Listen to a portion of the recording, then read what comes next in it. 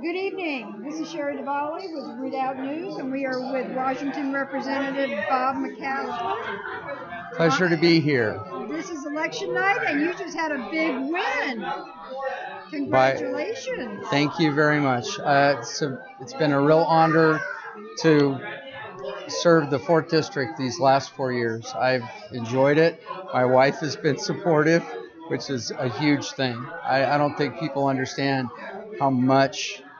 how important it is to have the support of your spouse in what you do, whether you're a state representative or you're a car mechanic or anything in between or below or above that. It's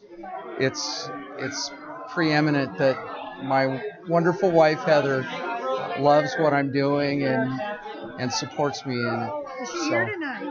She was here. She just left so the dogs could get walked tonight. So Ziva and Charlie are glad that Mom's home right now. Has this been a hard campaign season for you? Well, not especially. There really was only one debate. Both my seatmate Matt Shea and I had debates with our opponents, and I felt we did very, very well. And we were there for the one that you had, and we were quite impressed, and I think everybody else was quite impressed, obviously. Well, there was and it wasn't exactly a friendly crowd to Republicans, really. There were more liberals there, Democrats, than there were Republicans, and I thought it was interesting, when we had a question about green energy. If you remember that question, they asked both my opponent Mary and I what we thought about investing in green energy, and I knew exactly, because I have thought about this a lot and have talked to experts in it, that I would not under any circumstances invest in green energy as long as we have the wildfires that we have, and there isn't a effort on the part of the state to manage our state lands. And hopefully we'll get with our president, we'll get some management of our federal lands here in our state too, because as I said in the debate,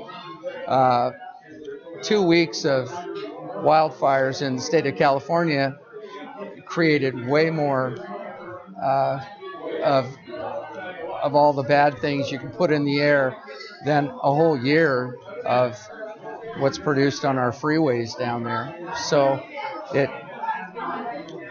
what was funny is, as I was walking away from the debate, a lady was sitting in the back. She said, "Well, would you consider at least trying to do both?" And I said, "Absolutely not. There's no reason, if you really care about how many greenhouse gases, how much carbon dioxide there is in the air, you continue to ignore our wildfire problem. Doing all these other green things won't make a bit of difference. It'll just cost the state more. And there's not unlimited money for the state to spend." So what are your top issues that you would like to go into session with? Well, there's a couple. One has to do with education and our public education. Teacher, right? Yeah, I taught kindergarten for 20 years.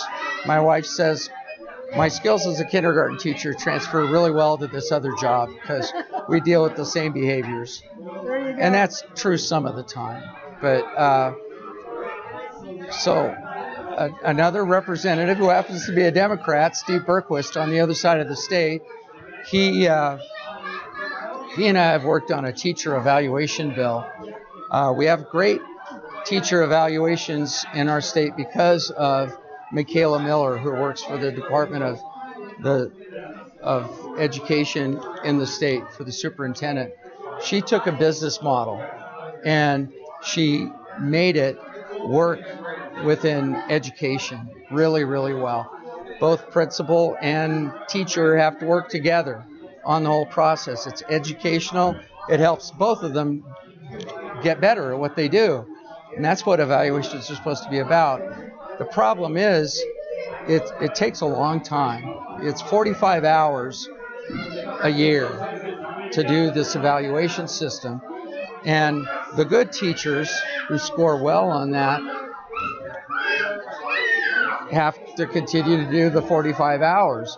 And so our bill, all it did was reward those teachers who score well on that to have more time working in their classroom, to innovate in the classroom, or to be a mentor to younger teachers. And there's really no organized mentoring going on in our state. There are some principals and some superintendents that are actively pursuing that, but by and large, it's not happening. So the last time it made it all the way through the House and the Senate, but it made it out of committee, didn't make it out of rules in the Senate. So they never voted on the floor on it. So now we've just got to reintroduce it. You're working with a Democrat on this issue. Yeah. And do you find it easy to work across the aisle like that? Yeah, my sister is a fairly liberal. I'd call she's an independent. She's not a Democrat, and we get along great. Now she knows the lines that I won't cross, and I pretty much know the lines that she won't cross, and so we have respect for each other in that way, and have for years. And so we have that same relationship, Steve Berquist and I, and he's a good guy. He knows exactly what my limit is. I'm still exploring his limits, and he'd laugh if he heard me say this. So, but it's been a good relationship, good friendship, and of course we disagree on a lot of things, but we stick to the things that we know we can work on, and I think that's what true compromise should be about. You don't throw your convictions out the window and completely change your mind about something just so you can work across the aisle. That's not compromise. That's sabotaging everything our country is about, I think. Well, everybody, the really smart people seem to understand that they will have something in common with each person. Maybe it's not a lot of things, it's only going to be one or two. But Sure. They can find that, and that's what they can work on. It seems like you learned that lesson and are learning to master it. Is that right? Well, I have to say, I'm on this committee. I went to 3 meetings of it. It's one of those extracurricular committees that talks about equality and everybody being equal. And so I was sitting next to a nice African American gentleman at this meeting, and he said, and he's a Democrat, and we got to talking. He says, son, because he's about probably 15 years older than I am, so I thought, absolutely. It was an honor for him to call me son. And he said, I bet you and I have more things in common that we have different. And I said, I bet you're right. And so we talked about that. So then we did this brainstorming session, and the person who was the staff member from the state superintendent's office, I brought it up. And they were brainstorming. They were writing everybody's thoughts down. When I said that we should be looking for things that we have in common with other people first, then we can truly appreciate what the differences are. Because that's what brings humans together. It's what we have in common. It's not what makes us different. The different things can divide us if we spend too much time on them. So, and she wouldn't put that on the list. Well, that's interesting because this election cycle around the country has been very divisive. Yeah. It's been rather ugly. Yeah. And we saw some of it hit this area. Yeah.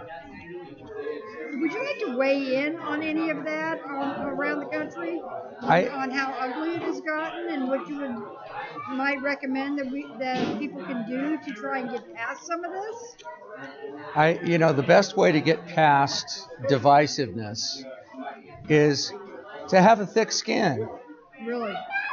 Really, there are only a certain amount of things that you can control, and you can't control what other people think. Now, again, you can find decent things about other people. The old sticks and stones adage, huh? Yeah, and I know what I'm responsible for. I'm responsible for myself, and I should be able to defend the way I think. I should be able to defend what I believe in. And if that makes somebody else uncomfortable, I'm sorry they feel uncomfortable, but come on. They're just words. I haven't called you any names. I've shown you respect. I've been willing to listen to your point of view. I disagree with it vehemently, but that doesn't mean I have to start yelling and screaming about it, because how you feel about something is not the most important thing. It can't be, because if you allow that, then you're going to be just like Maxine Waters and yelling from the pulpit that you need to follow people from the other party and scream and yell at them in restaurants when they're with their families. That's totally disrespectful. And yet I know she expects to be treated with respect. Why isn't she willing? And I think part of that is, if what you care about is power and influence, and that's your number one thing, then you're going to be upset and feel bad a lot of the time, because a lot of those things you don't really have any control over. So. Well, you've given a lot of insight to a lot of people, and we're looking forward to following session and seeing how successful you are in your education ideas. And we want to congratulate you again on this absolutely tremendous win of yours. Well, I appreciate it. It's very humbling that so many people voted for me, and I think it lends a real sense of seriousness about what I need to do. And of course, this has been in the plans for a long time, but I'll be visiting a lot of schools between now and January, public schools, and I want to listen to teachers and administrators, but especially those classified employees that do yard duty and bus duty and assist teachers in classrooms, because they have important jobs too. And I think they're underappreciated. But I think there are times where teachers and principals and secretaries and all the other people that make a school run, there's some really great people out there. Not all of them think that our president is a terrible, awful person, and not all of them think much different than anybody else. So I think it can be a really good thing to listen to what they have to say, and if there are some things that they think I can do, then I'll make that effort. In my district, I keep telling Matt Shea, my seatmate, that the largest employer in our district are school districts. That's very common. Which I think is awful, in my opinion. I mean, when I was growing up, the largest employer in Spokane was Kaiser Aluminum, and look what happened to Kaiser Aluminum. So it's amazing that they're still in business, really, and they're doing great things, by the way, and they're starting to hire more people, and hopefully we'll see a resurgence for business in our district. That's my hope. Well, thank you again for sitting down and taking a few minutes with us. We hope to keep following, like I say, following you during the session, and we're going to keep catching up with you. Okay. Well, thank you. And let us know when you have some exciting news for us. Well, sure. And if you want to come over and visit in Olympia, I know Matt and I would love to see you. Absolutely. We will look at that as soon as we can. Thank you very much. Thank you, sir. And Okay. congratulations again. I appreciate it very much.